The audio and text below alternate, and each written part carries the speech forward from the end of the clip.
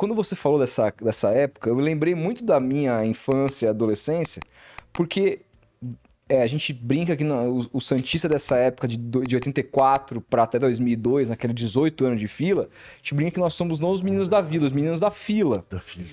Eu não demorei até os meus 27 anos para ver o Santos ser campeão. Vi em 2002 contra o Corinthians lá, eu tinha 14 anos de idade. Que é a idade ideal de ver, né? Mas aí eu tenho uma dúvida, Juca, que nunca ninguém soube responder.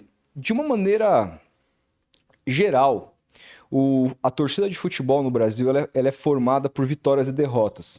A torcida do São Paulo, um exemplo, cresce muito quando o São Paulo é bicampeão mundial no início dos anos 90 e o São Paulo se transforma na terceira maior torcida do Brasil, muito por conta daquele... Eu me lembro que o primeiro time que eu tive afeição quando eu era criança foi aquele São Paulo, do Raí. Claro. Eu achava a camisa lindíssima, acho até hoje. Claro. O Morumbi, aquela coisa do Tele Santana. Depois meu pai, graças a Deus, falou, calma, filho, deixa eu te mostrar uma coisa mais legal aqui. E aí, graças a Deus. Mas então, e aí temos o Palmeiras, agora a torcida do Palmeiras crescendo muito, inclusive chegando a rivalizar com a torcida do São Paulo. E empatou, né? A torcida do Vasco diminuiu muito depois, tanto do Botafogo também.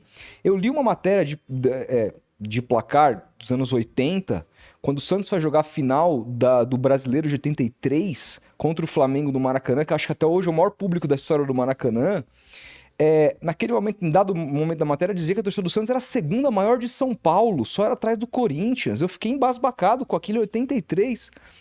E o que aconteceu com a torcida do Santos na fila? Ela se diluiu com a do Botafogo, mas a do Corinthians parece que aumentou na fila. Eu não sei se de fato aumentou, mas o que diferencia esse fenômeno de o Corinthians ter conseguido aumentar a sua torcida na dor? Então, Rodolfo, primeiro vamos deixar claro uma coisa, né? Todo torcedor acha que a sua torcida é diferente. Uhum. Né? Pergunta pro Zé Trajano. Claro. Né? Pergunta pro Zé Trajano o que é a torcida do América. Que Flamengo, que Corinthians, que coisa nenhuma.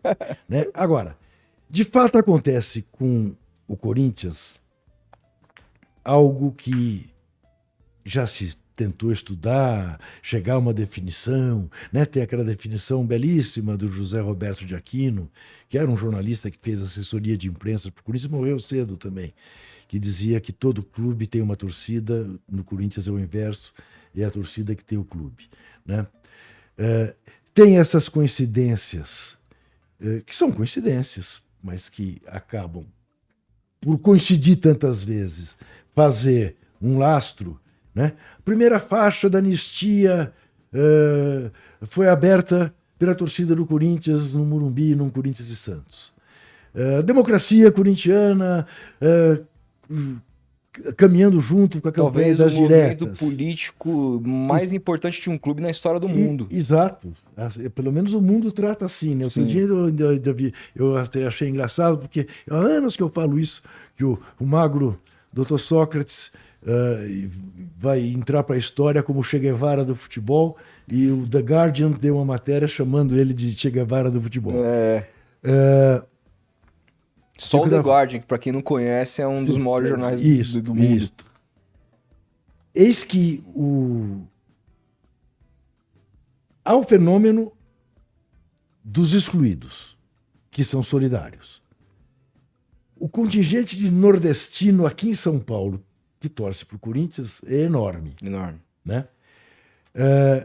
Existe desde o início da história do Corinthians a coisa dos torcedores construírem o estádio em mutirão para terem um estádio com capacidade de 10 mil pessoas, que era o que a federação estabeleceu com o regulamento, para impedir que um clube que tivesse negros disputasse o campeonato. E não conseguiu, porque construíram o estádio.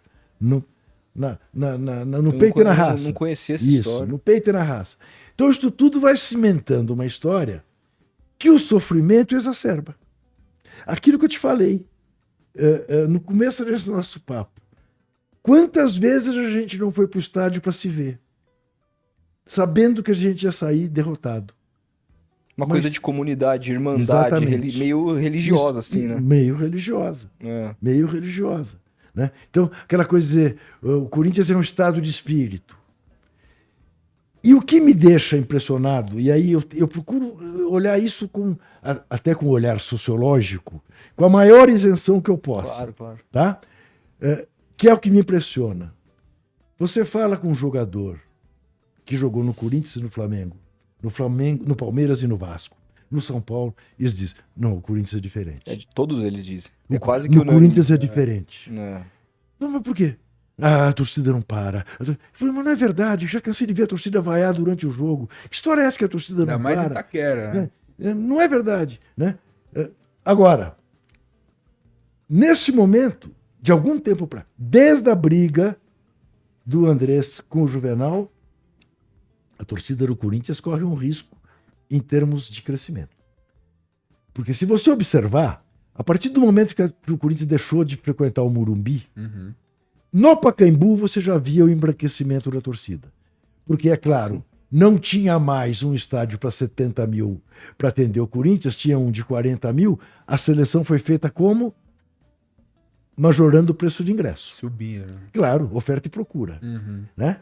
Ali já começou a branquear. E agora em Itaquera, velho. É só Gaviões. Apesar de ser na Zona Leste, é só Gaviões por enquanto. Eu vi até matéria de corintianos que moram em volta. Nunca da foram ao arena e estádio. Nunca foram ao estádio. Isso. Nunca foram. Esse é um fenômeno bizarro que a gente vive aqui. É isso. Eu vejo no Allianz também, conheço vários palmeirenses que nunca pisaram lá, que tem o sonho de ir lá e não podem ir porque o ticket médio é R$100. É isso. Enfim, é lamentável.